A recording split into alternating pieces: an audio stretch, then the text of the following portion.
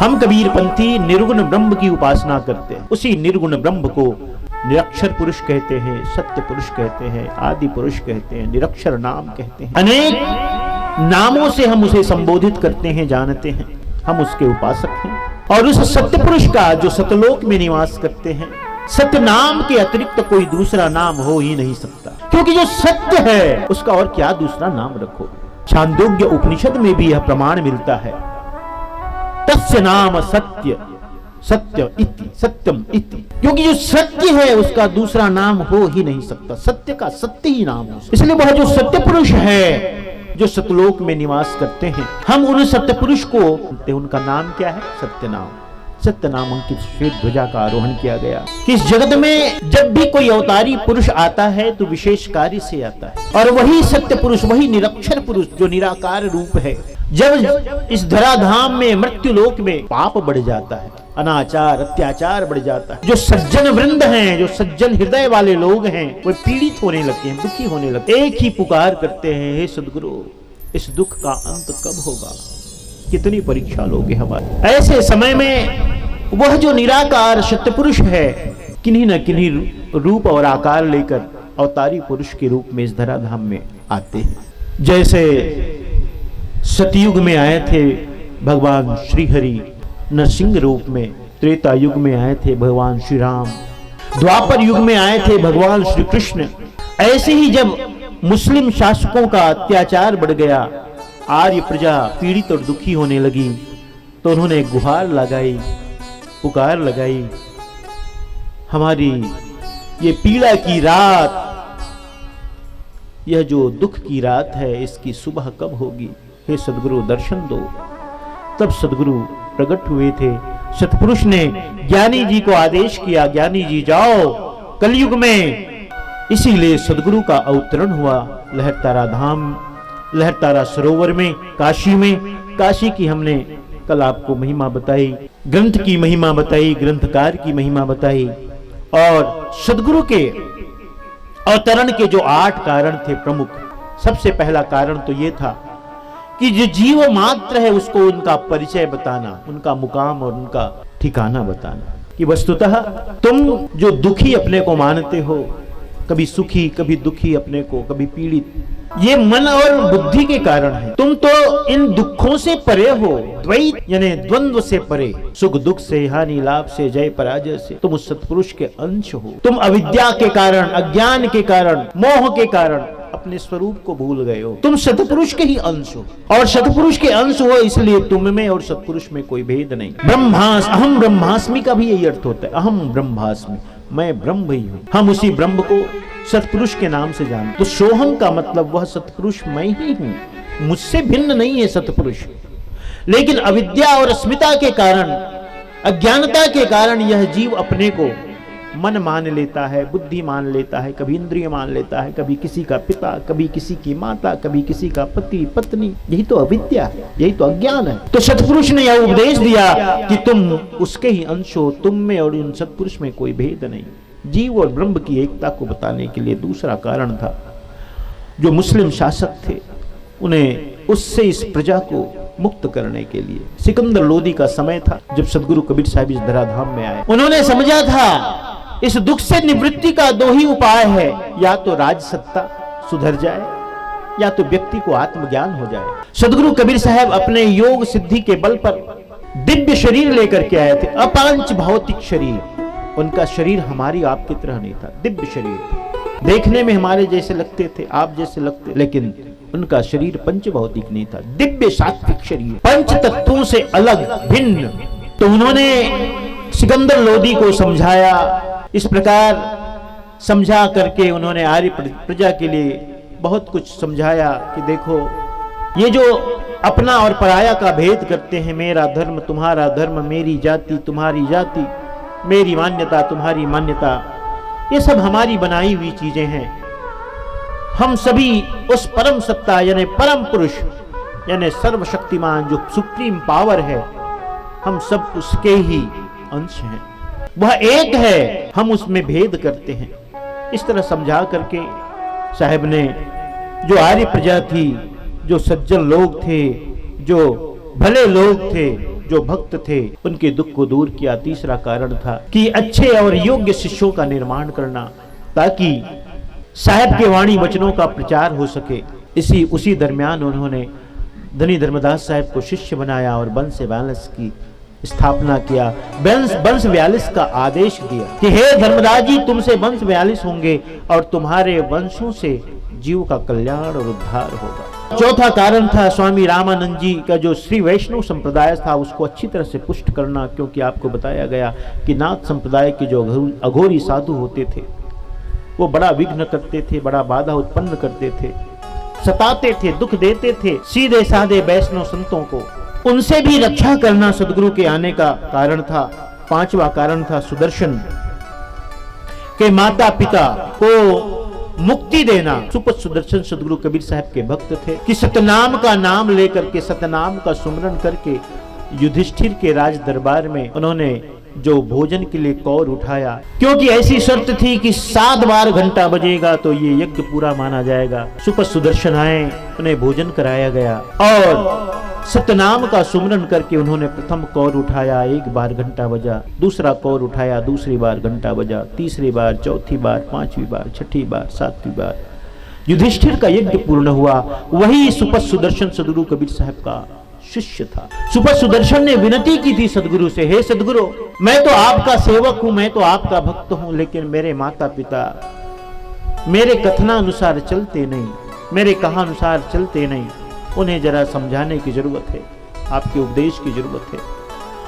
मुझे तो आपने सतलोक साक्षात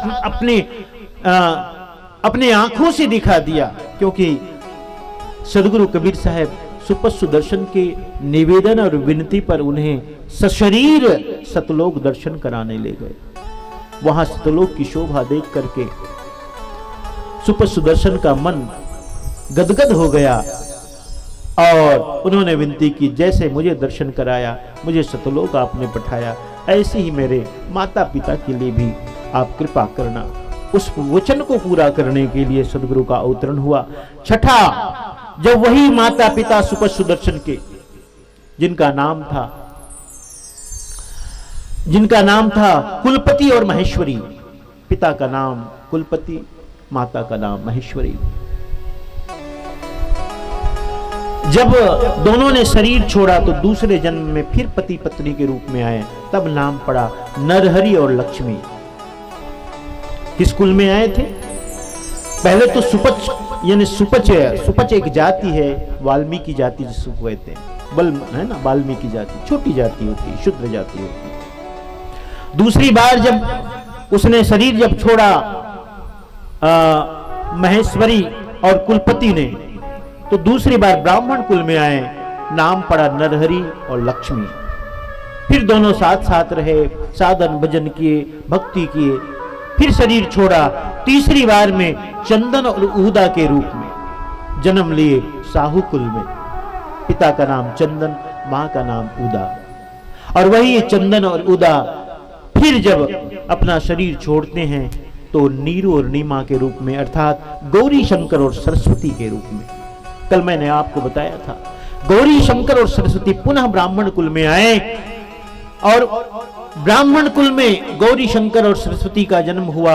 दोनों पूर्व कर्मों के संयोग से, पूर्व कर्मों के फल से पुनः पति पत्नी के रूप में दोनों का संबंध बनता है। भक्ति करते हैं भगवान शंकर की, शिव की भक्ति करते हैं, भक्ति करते हुए जीवन यापन करते हैं। उसी दरमियान उनकी अटल भक्ति को देख करके कुछ मुसलमान जो थे उन्होंने कहा ये अपनी भक्ति में खूब अडिग है, और क्योंकि ब्राह्मण वृत्ति से जीवन यापन करते थे, भगवान शंकर की आराधना उपासना करते थे, व्रत उपवास करते थे और लोगों को भी प्रेरित करते थे, प्रचार करते थे मानो भक्ति के लिए। यह बात कुछ मुस्लिम जो लोग थे उनके मोहल्ले में, उन्हें देखा नहीं गया। जलन के भाव से, ईर्ष्या के भाव से जबरदस्ती एक दिन उनके घर में जाकर उन गौरी शंकर और सरस्वती, जो सुपथ सुदर्शन के माता पिता थे अगले जन्म में, जबरदस्ती उनका धर्म परिवर्तन कर दिया गया। जब धर्म परिवर्तन हो गया तो उनका नाम बदल करके नीरू और नीमा रखा गया।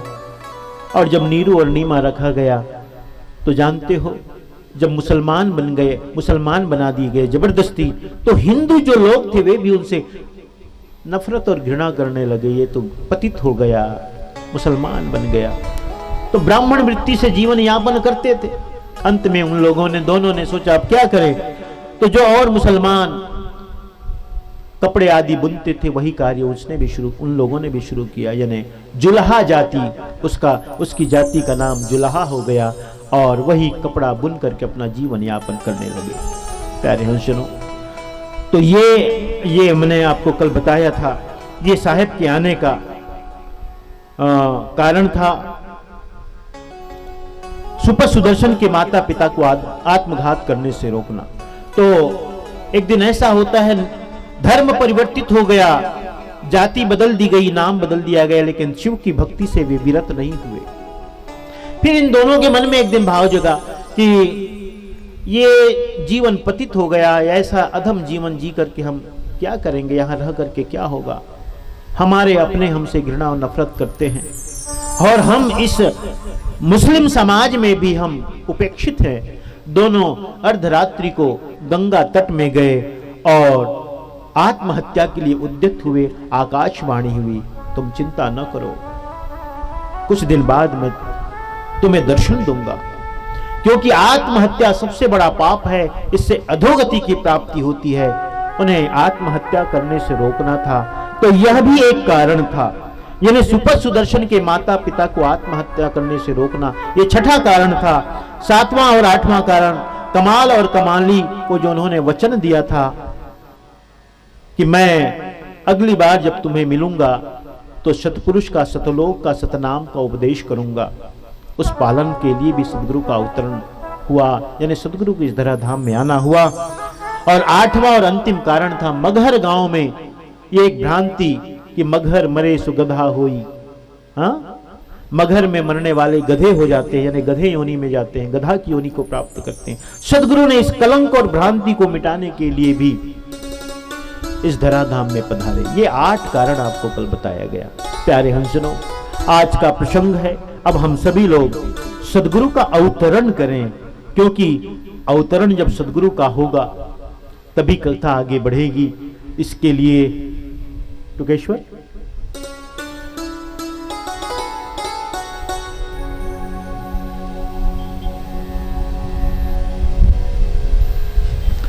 आप सभी को ये 8 कारण कल आपको बताए गए थे। कल चूंकि कथा देर से प्रारंभ हुई थी, इसलिए ज्यादा कथा आगे न बढ़ सकी। वस्तुतः प्यारे हंसजनों, हमारे देश में लगभग 995 वर्ष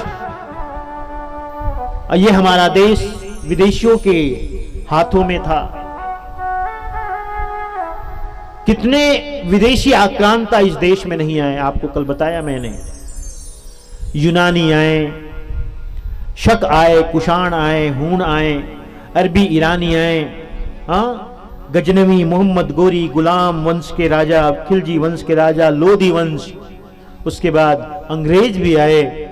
इन सब ने हमारे देश को खूब लूटा पीटा और हमारी जो यहाँ के जनता थी, आर्य प्रजा थी, जो हिंदू धर्म के मानने वाले लोगों पर अनेक प्रकार के अत्याचार किए। देश को तो लूटा ही इन सब ने, लेकिन प्रजा को हर तरह से पीड़ित और दुखित किया। आज हम देखते हैं, मथुरा हो या काशी हो या अयोध्या हो, अयोध्या का तो काम हो गया है ना, अभी भी काशी और मथुरा जाओ तो हृदय विदीर्ण हो जाता है।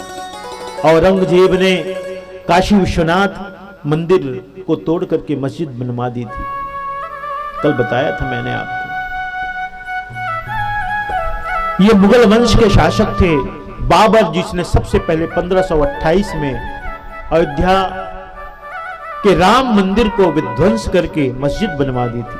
1528, 500 साल बाद में पुनः यह जो समय बड़ा ही अच्छा रहा, 22 जनवरी का पुनः रामलला की प्राण प्रतिष्ठा की गई। 500 साल अथक परिश्रम, और अनंत संघर्ष हिंदू प्रजा राम भक्तों पुनः रामलला की प्रतिष्ठा हो गई।